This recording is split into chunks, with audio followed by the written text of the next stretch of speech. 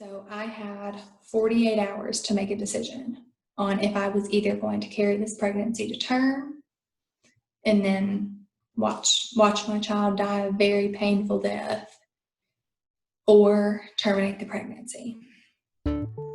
Our TFMR stories. I'm Sabrina, the TFMR doula, and today we have Amber with us. She tells us her story about how she terminated her wanted pregnancy for a severe Omphalocele. Here's her story. So my name is Amber, and I am from Kentucky in the United States, really close to the Tennessee line. So I'm actually from Tennessee, and that kind of comes into play in my story. But my husband and I have been married 5 years this September, and in 2018, we started trying to get pregnant. I was getting my master's degree and knew that I could graduate pregnant, but I didn't want to have a baby while I was in the program. Mm-hmm. So we were kind of strategic on the timing of when we started, and took us about 6 months. And I was actually at work, and I looked at my calendar and realized I should have started my period earlier that week and hadn't. So on my lunch break, I drove down to CVS and bought a pregnancy test, came back, took it on my lunch break, and it was positive, and I was just elated. So I actually drove to this little store we have and found a toddler-sized t-shirt that had our college on it. They didn't have any baby items, just toddler. So I got what I could get and took it home, wrapped the pregnancy test in the t-shirt, and we had a nephew that was roughly that size. So when my husband got home, I told him, I said, "Look what I got for our nephew. Isn't that cool?" When he picked up the t-shirt, the pregnancy test fell out on his lap. And he was just, I don't think I've ever seen him smile that big. We were just so happy. Yeah, remembering the good memories of the pregnancy. Right. Yeah, right. and that's my second question for you. If you want to share maybe your favorite memory of being pregnant. My favorite memory was actually a gender reveal party. So I love fireworks. I just think they're romantic and fun, and 4th of July is probably my favorite holiday. And so I was pretty excited when the timing of us finding out the gender lined up with 4th of July. So we planned a huge party at our house. We got lots of fireworks. We bought a pink firework and a blue firework, and that was going to be our big finale. And we invited all of our family and friends. We had about 50 people in our backyard, did a huge cookout. Everyone was just together and fellowship and hanging out. And at the end of the night, we did our huge fireworks show. And then we asked a friend to go light the last firework. And so my husband and I were together, and his aunt was taking photos of us. And so we have pictures of us finding out our reaction when we found out we were going to have a boy. Oh, so you didn't know until the firework went off. Oh, yeah, my gosh. Exactly. Yeah. And we had a nephew, and my sister-in-law was actually pregnant with a boy as well, due 6 weeks after me. So we were just so excited that we were going to have these 3 little boys running around, and our family was just so excited for us. And it was just such a good day. So it was a blue firework. Yes. Yes, bright blue fireworks. Yeah. But then something went wrong later. Yes. So yeah, go ahead. So when we went for our anatomy scan, I had been traveling. I had a travel scheduled for work. So we did my anatomy scan at 19 weeks instead of 20 weeks. Okay. So I was a week ahead. And so I go for my anatomy scan, the entire time the ultrasound tech is, "Oh my gosh, look at his little profile. He's sucking his thumb." She's printing out all these pictures, and we're just, staring at the screen and just so happy. And we go back into our waiting room area. And the doctor comes in and I'm like, okay, I've got to ask you, I'm supposed to get a flu shot.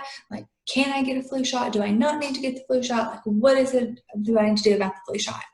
And she's like, well, we have some things to discuss. And I noticed she has like a packet of paper in her hands. And I'm just, kind of confused. This is my first time being pregnant. I'm like, what are we discussing? And so then she hands us this packet and she says, so our ultrasound shows that your son has an abdominal wall defect. So, but we can't, with our ultrasound machines, we can't tell the severity. So you are actually being transferred to a maternal fetal medicine practice. And we're going to go ahead and set up an appointment for you. And I'm like, okay. And she hands us these 2 packets, one for gastroschisis and one for an omphalocele. So with gastroschisis, just the baby's intestines are outside of the body. With an omphalocele, other organs are outside of the body. And with an omphalocele, there's a sac that the organs are in where they're kind of protected. And she couldn't tell which one it was. So she was like, with either of these, there are options. You will have to deliver at Vanderbilt, which is in Nashville, Tennessee, because they have a pediatric surgeon, and we don't have that here where I'm at in Kentucky. But everything was, this is treatable. And, my husband's first question was, is he still going to be able to play sports? And our doctor was like, yes, he will have, a rough time, getting started, but once all that's done, he's going to have a perfectly normal life. And we're like, okay. So then we go, and the receptionist tells us that my appointment with the MFM is the next week. So 7 full days later. And my husband lost it. He was like, we cannot wait that long. We need answers. I'm so thankful now he was there. At the time, I was embarrassed. But I'm so thankful now because I was not in a mental state to advocate for myself. And he absolutely stepped into that role. And he was like, no, we are seeing a doctor sooner than that. I don't care what you have to do, where we have to drive. We are seeing a doctor before next week. And so the receptionist called back to the office and they said, this doctor actually works out of a different office today, but he is a nurse practitioner there. If you are comfortable with that, you can actually Skype with the doctor and the nurse practitioner to get the results. I'm like, I don't care. So we drive to the other practice and do a second anatomy scan. And then they put us in a conference room, which I thought was strange because I'm like, why are we in a conference room? But okay. So we're there and we're waiting and we're waiting and we're waiting and we're waiting. And they finally come in and tell us that it is an omphalocele. So he has multiple organs that are outside of his body. They can tell definitively that intestines and kidney are outside. But even their machines, they don't have the 3D machines. They can't tell the severity. And there was a question on if there was a sac around the organs, like a typical omphalocele or not. So again, they are referring us to a different maternal fetal medicine doctor in Nashville, Tennessee at Vanderbilt Children's Hospital, because they have more technology and they're a school hospital, so they just have more resources. So we call and we're like, okay, first available appointment. First available appointment was 8 days later. So, but there's nothing we can do at this point. But based on what both doctors have told us, this is a treatable condition. Yes, our baby is going to have to go into surgery immediately upon birth, but this is treatable and he is going to live a very normal life after. So we think we're going to Vanderbilt to get our treatment plan. Like, that is what we are doing. We are going to get our treatment plan and we are going to have a game plan for how this pregnancy moves forward, is our mindset. And I remember I was so upset because we were going to have to move into the Ronald McDonald house.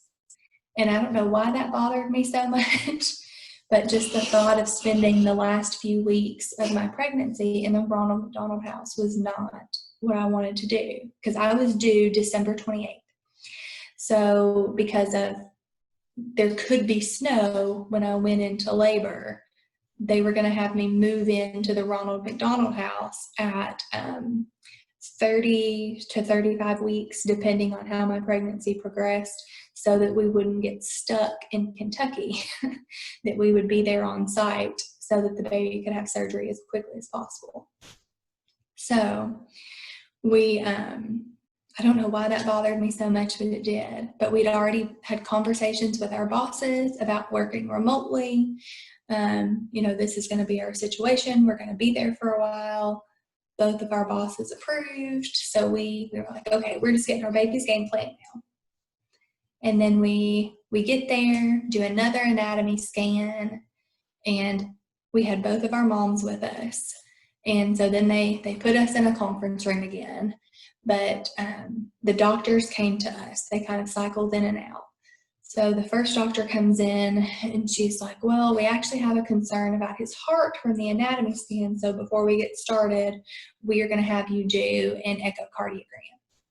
So then they take me back, do an echo, come back to the conference room, and then the doctors start coming in. The MFM comes in and tells us that it is a ruptured omphalocele. So these organs were in a sac, but that sac has now opened. And there's more than just intestines and kidney. It's intestines, kidney, liver, stomach, and a portion of his heart are all outside of his body and not in a sac. So they are free floating in my amniotic fluid. And the echo showed that there was a large hole in his heart that was going to require heart surgery. And they could not find his diaphragm.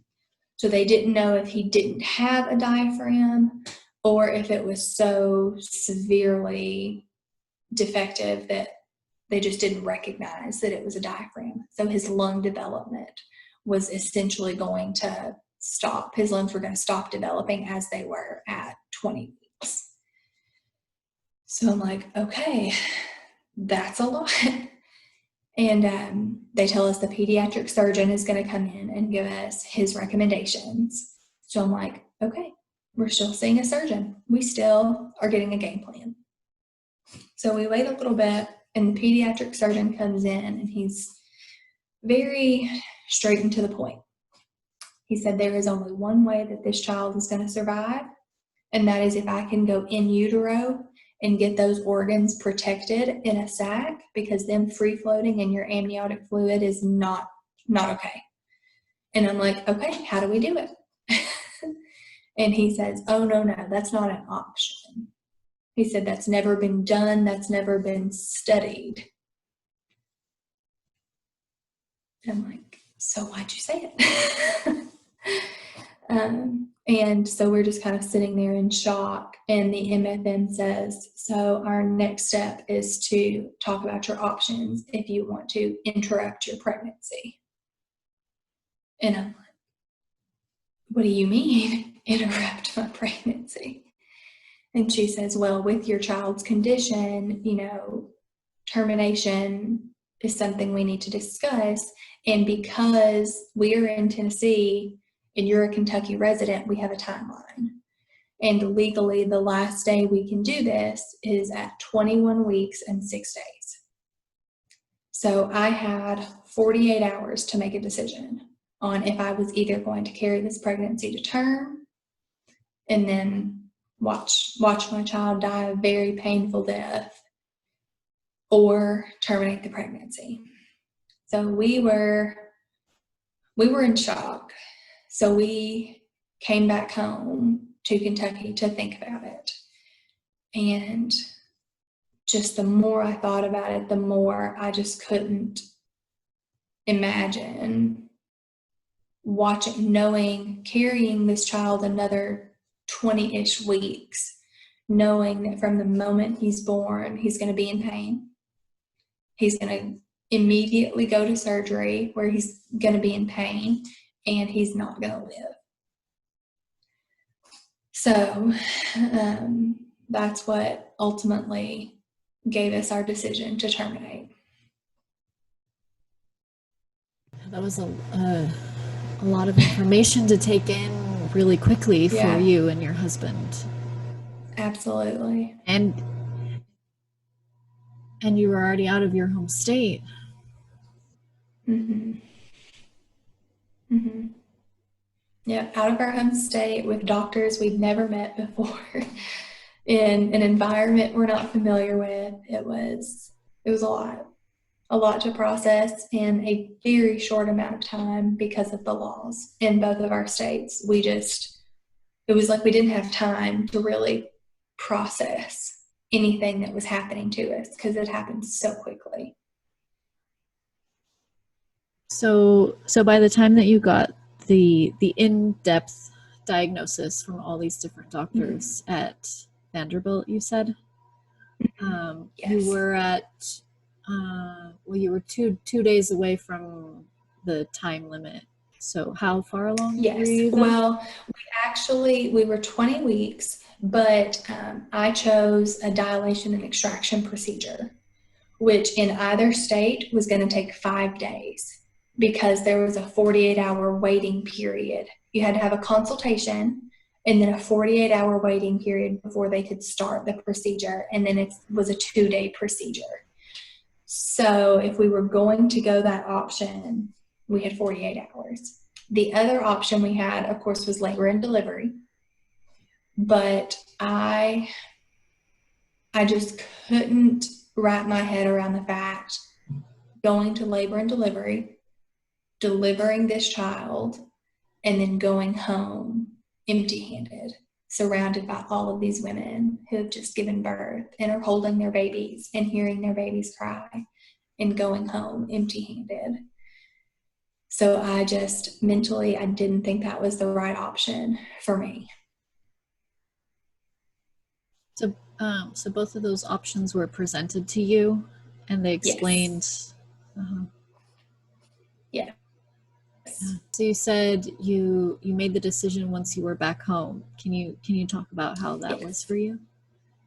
Yeah. So we get back home, and my husband and I just kind of, sit down, and we took both of our moms home first. And that car ride, it was about an hour car ride back home, was just silent. No one was saying anything. And my husband and I get home, and we just kind of look at each other, and he said, I'm going to support you whatever decision you want to do, but I think I know which way I'm leaning. And I said, I think I know which way I'm leaning to, and I can't imagine this child that, we've wanted for so long, only knowing pain from that moment that he's born into this world, only knowing pain. So it was actually a pretty quick decision. And so I called Vanderbilt back the next morning and said, we've decided to move forward with termination. And that's when I was given both options for the dilation and extraction or labor and delivery. And like I said, mentally, I know a lot of women, when they do labor and delivery, they feel very empowered. And, they get those moments, those few precious moments with their child. But I just mentally did not think that was going to be the right decision for me, because I was going to see my child open with organs outside of his body. And I didn't want that to be my mental picture of my son for the rest of my life. So we decided dilation and extraction, and then that decision even got a little more complicated because Vanderbilt told me, of course, insurance is not going to pay for this. This is considered an elective procedure and is going to be about $10,000 out of pocket for you. And I said, okay. And they said, or you can call the clinic that's in Louisville, Kentucky. And I said, okay. So I hang up. I call the clinic that's in Louisville, Kentucky. Kentucky has one clinic in the entire state that performs abortions. and that is in Louisville, which is about 2 hours from where we live, so a little bit farther than Nashville, but not doable. Mm-hmm. So I call them, and they tell me the procedure there is going to cost $6,000. And I'm like, okay, still a lot, but a little more manageable. And they tell me that because it's a 5-day procedure, I am going to have to, get a hotel room and stay there. And I'm like, okay. My husband actually worked for a hotel at the time, so that was not going to be a big deal either. And I'm like, okay, what's our process? And so she tells me we'll do a video consult. You'll have to have a 48-hour waiting period, and then you will come to the clinic on both a Thursday and a Friday because it's a 2-day procedure. She said, but when you come to the clinic, you're going to want to park in this specific parking garage because there are going to be protesters. And when you park in that parking garage, if you don't, they're going to see your car and you could be subject to vandalism. And you're probably going to want to wear a hat and sunglasses to get you into the clinic in case there's news reporters. Your face could end up on the news. And if you don't want that, make sure you wear a hat and sunglasses. And we will have people in these orange vests that will try to usher you in with as little interaction from the protesters as possible. And I lost it. I absolutely lost it. I called my husband hysterical. And then I called my mom hysterical. And my parents lived about half an hour from us. They immediately came to me and they said, we're going to figure it out. Said, you're not going to go to that clinic. We will have you at Vanderbilt and we will just figure it out. And so that's what we did. We did the procedure at Vanderbilt in Tennessee, and luckily I was able to work with my insurance company to get them to cover certain aspects. Like they would cover my anesthesia, but nothing to actually do with the D&E procedure. But I was able to appeal to them and get my doctors at Vanderbilt, the pediatric surgeons specifically, to write a letter on my behalf to the insurance company to get some of those items covered. So I ended up being out of pocket a lot less, which I'm so thankful for. But that bill is such a triggering moment that I didn't want this. This isn't what I wanted to happen. And now I've got all of these medical bills coming in for a baby that I don't get to have. It's just a whole nother layer that you don't expect. Wow. Yeah. Yeah, our understanding of what's better really changes in the midst of this kind of crisis. Right. Yeah. And that's good that you were able to avoid that other situation with the protesters. I cannot imagine. I cannot imagine. Because you don't want to be there. You feel like this is the best decision you're making for your child and for your family, but you don't want to be there. You don't want to do this. And to have people in your face screaming at you for a decision that they don't understand because they're not in your shoes. They're not walking your path. They're not living your story. And to just get that judgment right off the bat, I just can't. I feel my heart breaks for women who have to go through that type of scenario to get the health care that they feel is best for themselves. Yeah, definitely. Mm-hmm. Yeah, because not everyone would have that option. Exactly. So the clinic in Kentucky, that was ruled out, and that would have been 2 hours away. And then Vanderbilt, well, you had to leave your state still. It was only about an hour Okay, from so our it's home. actually closer Actually by closer. car. Okay. Yeah. Yeah. Okay. And because of the proximity to Vanderbilt, we weren't going to have to stay in a hotel. We could come home in between the days for the procedure. And I was glad for that, to be able, to be in my own bed. Yeah. Yeah, because like you said, it's a multi-day process. Mm-hmm. So why don't you tell us about what you'd like to share about how that process was for you? Yeah. So when we went to the consultation, the nurses at this clinic were so compassionate because they had obviously, seen my file and knew why I was there.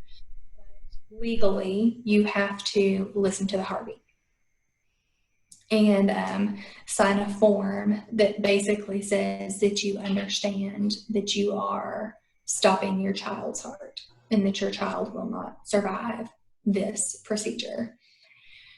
But my nurses were incredibly compassionate and said, "We are so sorry that you have to sign this, and we are so sorry that you have to do this. But legally, this is what we are required to do." So the consult was very, very quick. Just signing a form and then listening to the heartbeat and then signing a form. And then the 48-hour waiting period started. So my consultation was on a Monday. 48-hour waiting period was Tuesday and Wednesday. And then was Monday and Tuesday. So then I went in on Wednesday to start the procedure.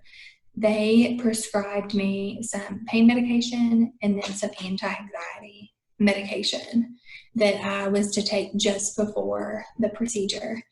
And then they placed the laminaria, which was described to me as like a seaweed tampon situation. And they placed those inside of me to start the dilation procedure and then administered the shot that would stop my son's heart from beating. And then we were sent home to come back the next day. And I just remember I sobbed the entire night. I just kept holding my stomach, knowing that, the hours with my son with me were so limited. And gosh, it was just heartbreaking. But like I said, I was very fortunate to be in a clinic where no one else knew why I was there. And then to have compassionate staff, because I know some people are not that fortunate. And, to be able to have my husband and my family with me was another layer of support that I needed that I know some women are not lucky enough to have. But so then we went home. That night was just hard. And we had to be back at Vanderbilt the next morning for the surgery aspect.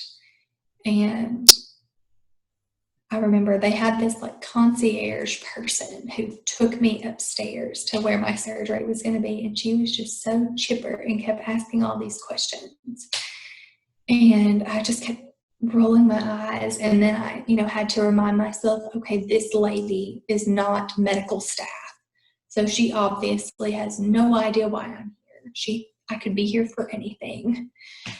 And to just remind myself of that. But then again, I was met with very compassionate staff that helped me, change into my gown and, sat with me and held my hand, brought me tissues, and just kind of guided me through how the day was going to go.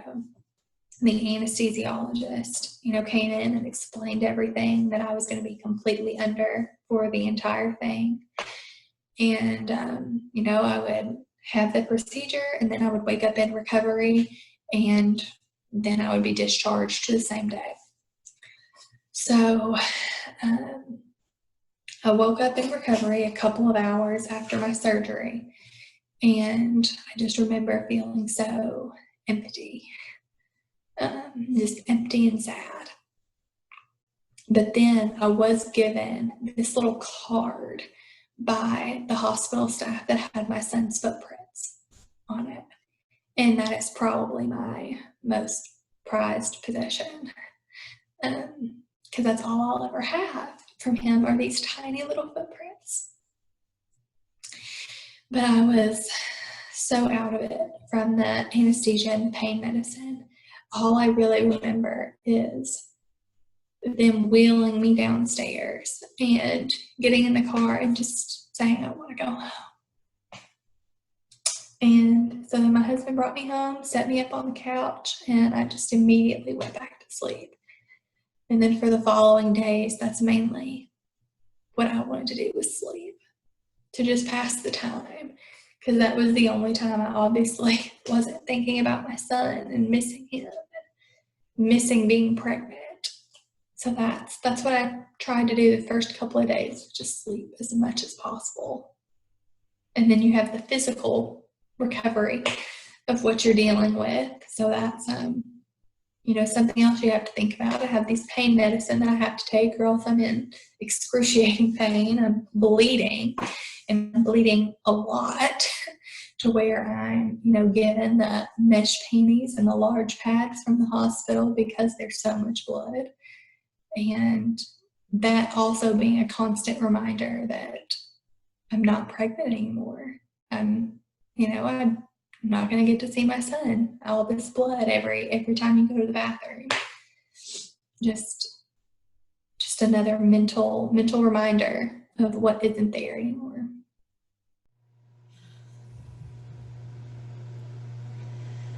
Yeah, so that physical recovery. Mm-hmm. How was the whole process? It really was not as bad as I expected it to be. I had lots of cramping, but it wasn't anything that I couldn't handle. And honestly, I didn't really need the pain medicine for it, but the pain medicine made me go to sleep. So I continued to take the pain medicine for as long as the prescription was, because I could go to sleep a lot easier when I took it. But the physical recovery was not as bad as I thought it was going to be. And I bled for about 2 weeks, and then that subsided. And then actually started my period pretty regularly after that, which I know is not the case for some people, but my body regulated very quickly. So I was able to start trying again sooner.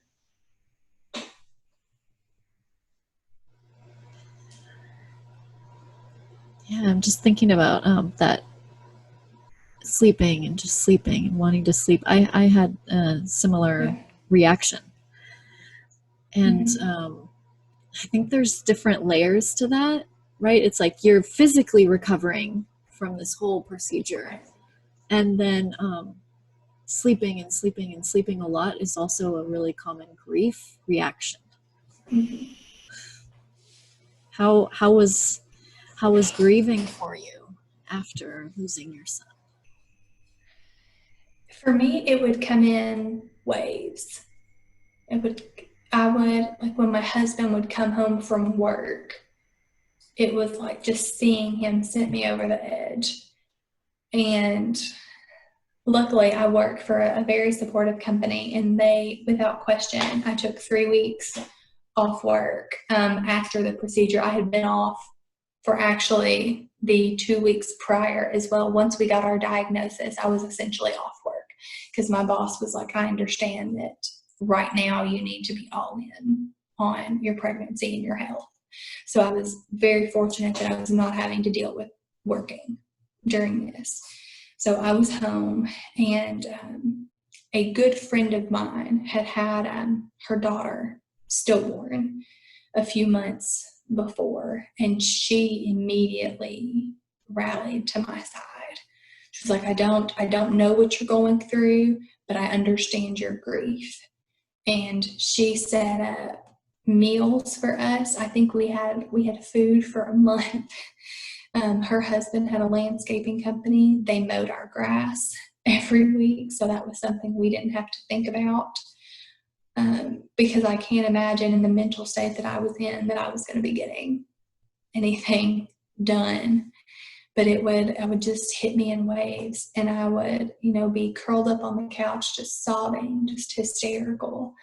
And then it would subside a little bit, and I would, watch a movie or, read a book, something to pass the time. And then I would, hear something or read something that would just send me over the edge again, and I would just break down again. Or I wanted to see people, but I didn't want to see people. And when someone would stop by, I would immediately just start sobbing. And it was like I'm glad that they're there, but also like, I don't want you to be here because of this. So anytime someone would stop by with food or a card, I would just immediately go over the edge again. Yeah, it sounds like the community support and your friends and family support that you got was really important. Oh, 100%. I am very fortunate that I have so many people around us that have, got behind us and that supported us.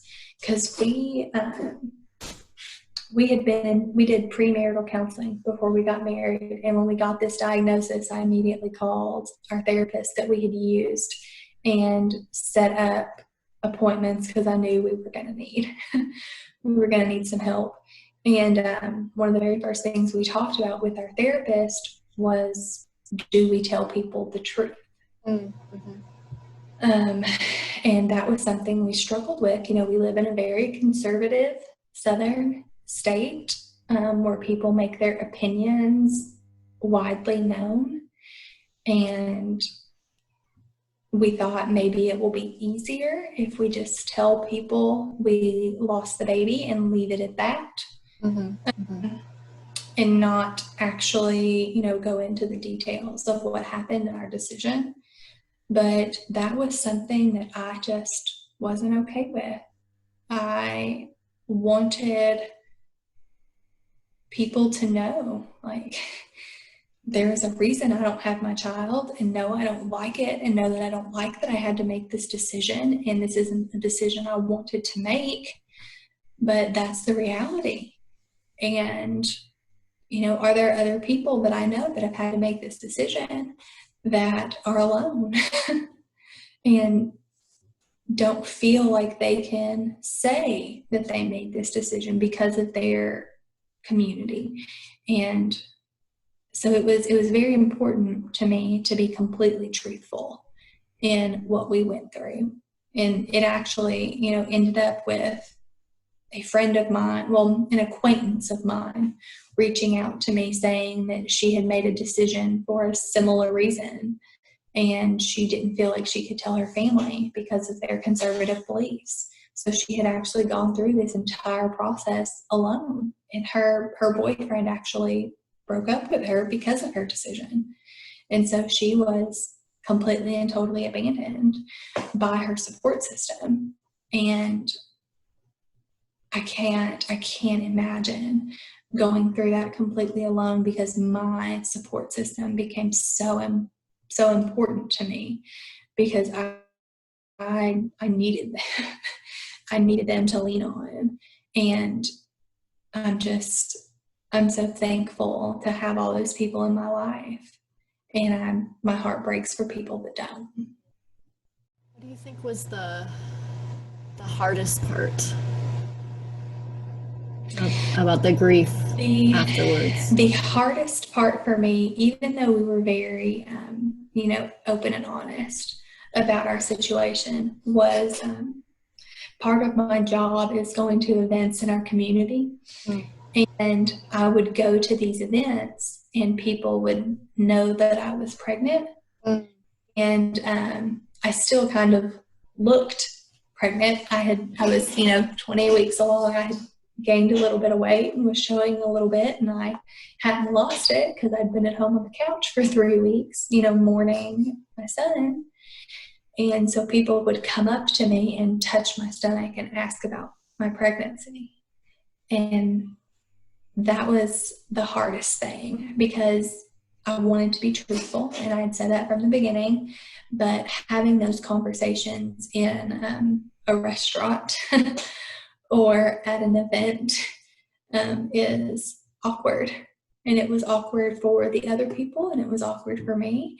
But like I said, it was important to me. It was important to me that I be truthful and that I share that experience no matter what the situation was. But it was hard every time. Of course. It was that public part of your grief, Right. Then being back out in the community and people asking. Mm-hmm. Mm-hmm. It's like every time you have to tell your story again, it's just heartbreaking all over again. Yeah. Not that you're not thinking about it, but then Right. having to tell another person. Right. Right. Well, you mentioned trying to conceive again after Mm-hmm. the loss. Do you want to talk about how trying to conceive was for you? Yeah. We immediately after, and I think a lot of women feel this, they want a baby. I'm pregnant, I've lost this child, and I want a baby. And so obviously that was my first question to the doctor is, when can I start trying to get pregnant again? And they told me once my period regulates, approximately 3 months, you're good to go. And I'm like, okay, 3 months. So we immediately started trying to get pregnant again. Got pregnant the first attempt, which I was super shocked about because it took us 6 months the first time. But I only knew I was pregnant for about 8 days. I had a very early miscarriage around 7 weeks, and I didn't even get to go in for my first appointment. I started bleeding prior to that, and they went in and checked my levels and confirmed that I was having miscarriage. And, told me, all the things to watch out for, that I could possibly have to have a D&C, and I was hoping I could avoid that, and thank goodness I did. I completed that miscarriage on my own at home, and that was another level of hard, because I had gotten pregnant. I was excited again, but it was ripped away so fast. But in a way, that grief was different.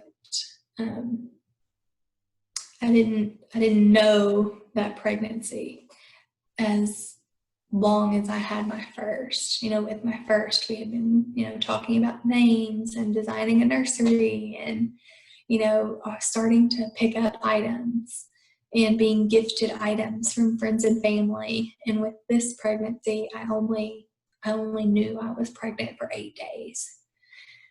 And, the only people we told were our moms. And I actually didn't tell my mom until I had confirmed that I was miscarrying, because we were waiting till we had our appointment. We wanted to share the ultrasound and all of that, and it didn't happen.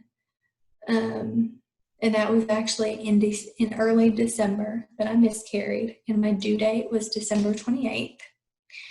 So December 2019 was a really hard month. And so we were like, we want a baby. We will wait till my body kind of regulates, and then we will try again. But in April of 2020, my mother-in-law was diagnosed with stage 4 lung cancer. So life got really crazy really fast. She was in and out of the hospital basically every other week. She was a very, very petite woman, and the chemo just destroyed her body. And so we kind of put trying to have another baby on the back burner. And then started trying again late that summer. So started trying again in August and got pregnant in September. So our second cycle of trying to conceive for the third time, we got pregnant on the second month. And then that's what led us to our first living child that I gave birth to June 13th of this year. So it has been a roller coaster. Roller coaster. Yeah. Yes. And congratulations too. Thank you. Yeah. Thank you. Yeah. So you said April 2020 was when your mother-in-law was sick, but I think Yes. 2019. Oh yes. Would that? Okay. Yes. Yeah. Yeah. So that happened. Yeah, last year, and then last year's summer. Now we're in this year's summer. Yes. Yeah. So that just happened. Your baby. Yes, I'm 7 weeks postpartum now, and my pregnancy was a roller coaster in itself. Because the moment we actually bought a new home and we found out we were pregnant the same day we moved into our new home. So it was kind of like, okay, this is a fresh start. This is a new chapter. We are in a new home. And we just, we're going to move forward and this is going to be good. But the entire pregnancy, it was like I couldn't get attached. I didn't want to get attached in case I lost this baby too. So I didn't talk about it. Anytime someone brought up me being pregnant, I kind of changed the subject. And my mother-in-law was very sick. We got the chance to tell her. I was very early. I was maybe 8 or 9 weeks when we got the chance to tell her, but she passed shortly after, which is very hard for my husband. It's hard for me, but very hard for my husband that his mom didn't get to meet our daughter. But the entire pregnancy, we didn't pick a name for her until I was about 2 weeks from giving birth. Because with our son, we actually changed his name because we wanted to save the name we had picked out in case we have a living child. So we actually changed his name. So I was very hesitant to choose a name for this child in case something was going to happen and we wanted to change it again. I didn't want to do that. So we were holding out. And then when we found out it was a girl, we had a coworker of mine actually put a balloon in a box that we wrapped and took home. And it was just the two of us because I didn't know how I was going to react. And I didn't want an audience for that reaction. But we videoed it on my cell phone in case we wanted to share it later. And when that balloon popped out and it was pink, I was crushed. I had a son. I wanted a son. I was supposed to have a boy. And knowing I was going to have this daughter was just like a left turn that I wasn't expecting. And so we actually never even shared the video with anyone because when I saw the pink, I started sobbing. And it took me a few weeks to kind of deal with that even if it was a boy, it was a different boy. It was not my son that I lost. So any child was going to make me feel that way because it's not the same baby. It's a new baby. It's a new child. And even if it was a boy, it still wasn't going to be my first son. So that took me a few weeks to kind of wrap my head around and move forward. But even then, we were very cautious. I didn't want to talk about my pregnancy with anyone. Anytime it got brought up, I would answer a question and kind of pivot the conversation We did not buy things for a nursery. We were not buying clothes. We didn't register for things. I didn't want to end up having to box up another room. And, I kind of thought, okay, when we have our anatomy scan, that'll be like a mile marker where if everything is okay, we can kind of start to move forward. But in our anatomy scan, which we did at the high-risk doctor, she kept taking pictures of her heart.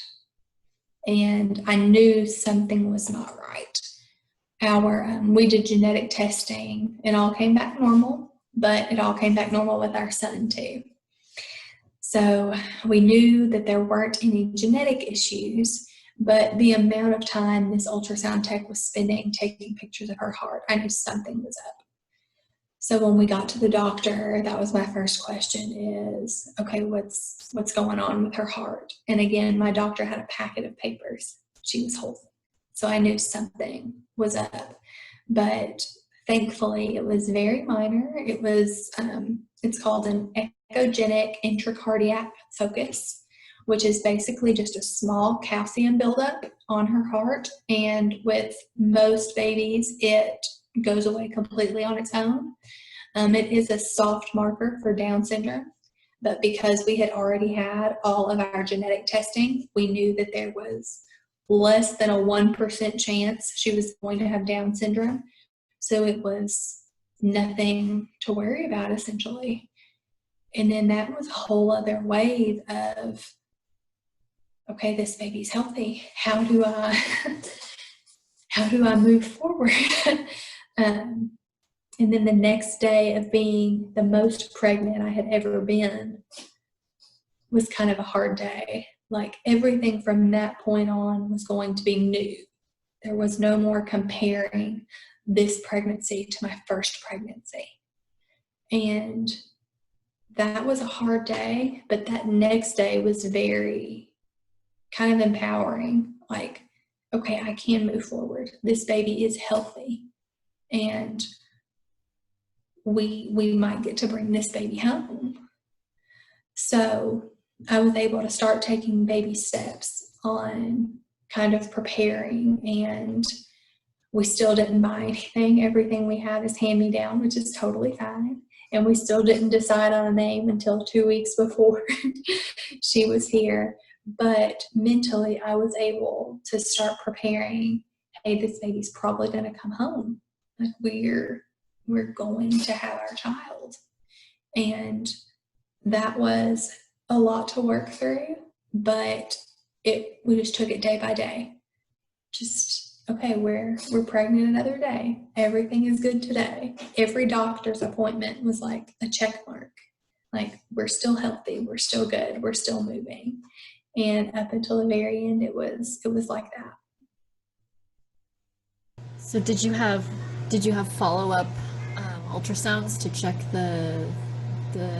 it shows up as like a dark spot on the ultrasound? Actually a white spot. A white spot. It's actually a white spot. Yeah.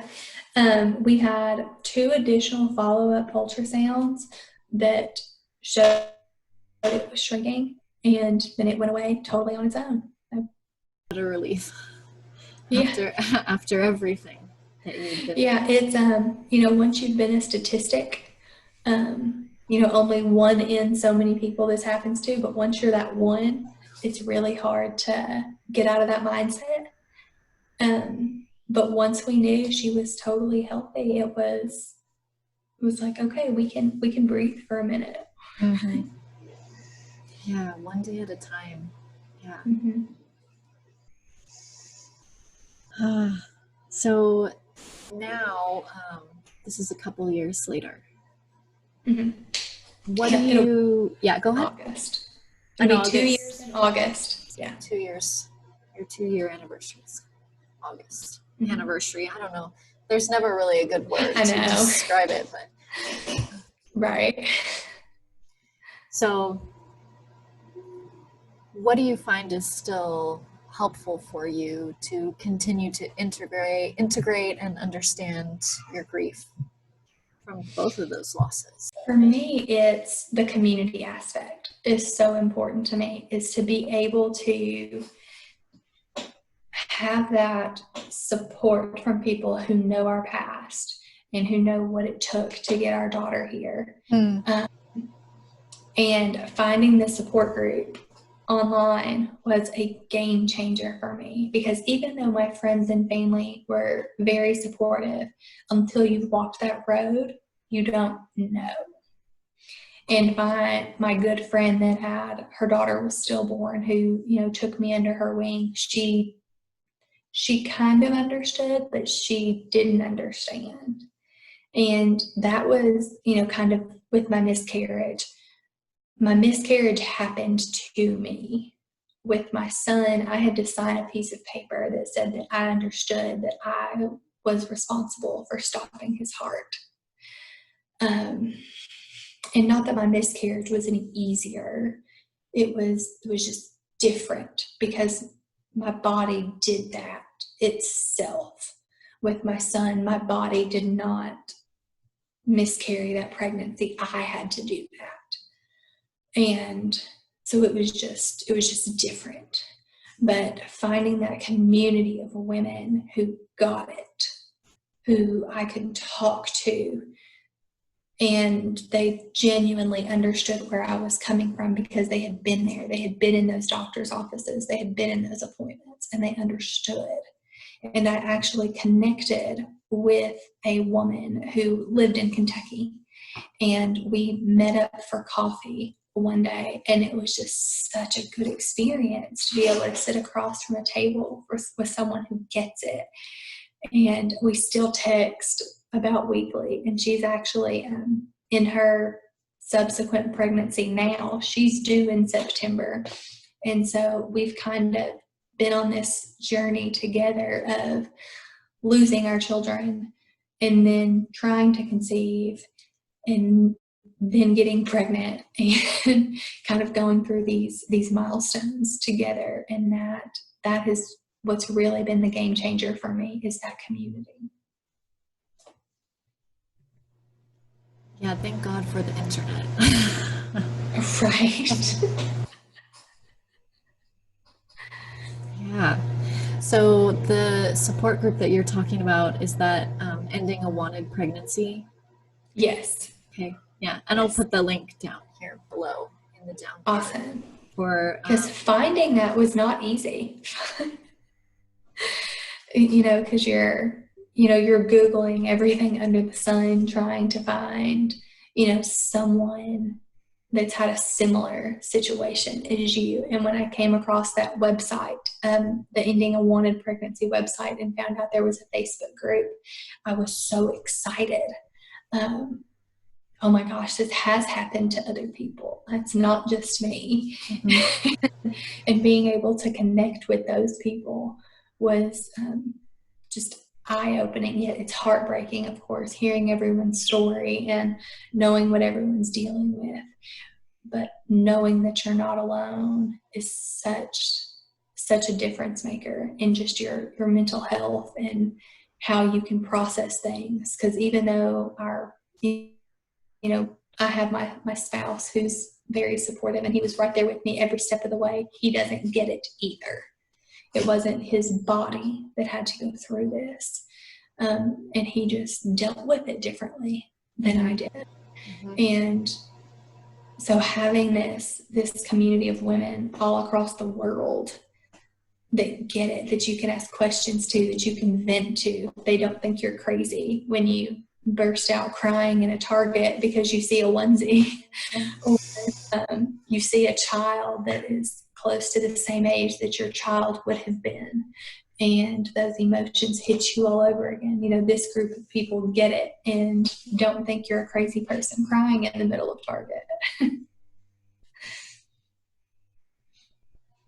Yeah, I'll definitely be sure to put the application form here, because it's been a big part of my process too, finding mm-hmm. and healing, finding other people Absolutely. Who understand.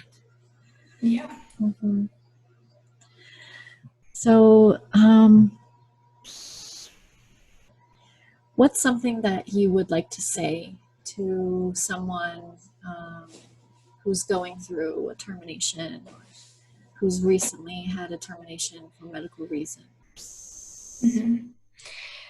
My main piece of advice, I guess, is to lean on your people. A lot of people, like the acquaintance I spoke about, are isolated going through this process because they fear the people around them won't support them, or if their coworkers found out that they would be looked at differently, that they'll be judged. And that is absolutely a possibility, but it was not my experience. Even the people in my life who were extremely conservative and who were very vocal about being pro-life empathized with my story. And a lot of the time, it caused them to ask questions that they never would have asked before. And I hope that I was able to broaden their perspective. But had I not been willing to lean on those people in the first place, I wouldn't have gotten that opportunity. I would have said I lost the baby. They would have said they were sorry, and that would have been it. It wouldn't have opened a bigger conversation. So I am so glad that we decided to be open and honest with the people in our community. And I got so much love and support that I needed in that time that I otherwise would not have had. Yeah, thank you so much for sharing all of that. Of course. Is there anything else you want to add, Amber? I don't think so. This journey is different for all of us, and I'm just so thankful that you had this idea of sharing these stories on a platform where women around the world can find it and find someone that they can, relate to, because it really is, knowing you're not alone is such a powerful, powerful feeling. Well, thank you so much for taking part, and Of course. yeah, we'll be in contact. Thank you. All right. Sounds good. Thank you. Thank you again, Amber, for sharing your story with us. And I would love to hear from you. Would you like to share your story here on our TFMR stories? You can find me here in the description box. I will put my email, and I would love to hear from you. And if you would like to process your story in a more private way, I've also put together journaling prompts specifically for pregnancy loss to help you begin to process that grief. And make sure to subscribe. I will be releasing these stories weekly. See you soon.